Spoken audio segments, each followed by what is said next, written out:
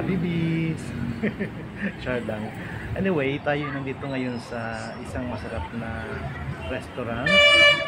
Masarap siya kasi masarap ang niyahaing mga pagkain. Sa mga nagbe-venture ng mga food at nag-explore, napakasarap po dito ng mga pagkain nila. Okay? It's an authentic food at talaga namang para kang nakarating sa Thailand. Okay? I was once in Thailand and alam ko kung anong lasa ng mga pagkain doon. At syempre, the first time na matikman ko yung mga sinarap na pagkain dito ay talagang lasang-lasang Taiwan. Taiwan. Hindi Taiwan, kundi Thailand. Okay, so malapit lang po ito sa Dasma. Malapit lang ito sa Korean Hospital.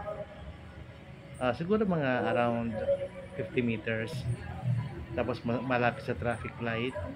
Minsan ay nagkakaubusan ng parking area dito. Kaya grabe. It's been a year since na-discover ko siya. Ngayon ay talagang ang laki ng in-improve. And dito sa may pinakababa, itong pinatahak na ating daan na yan, pupunta sa likod, ay andyan yung yung bagong-bagong comedy bar. Ayan. So, tinignan ko siya kanina at syempre, para makita natin, medyo na-curious kasi ako kasi the time na kinukuhanan ko siya ng video, sabi ng mga waiters and waitress ay merong artista na guest ngayong gabing ito. Okay? During the video. So, pinapasok po tayo kahit hindi tayo nagbayad kasi pabor yun sa kanila kasi ito-vlog natin. So, ayan po yung interior design ng comedy bar ng isa sa mga establishmento dito sa may Songthai. Actually, ang Songthai ay pangalan niya na parang siya hangos sa isang pagkain. So, kung napapansin nyo, a taste of Thailand. So maganda po siya at talagang alfresco. Nauso kasi ang mga alfresco nung kasagsagan ng pandemic, kaya ayun, malamig dito sa paggabi. And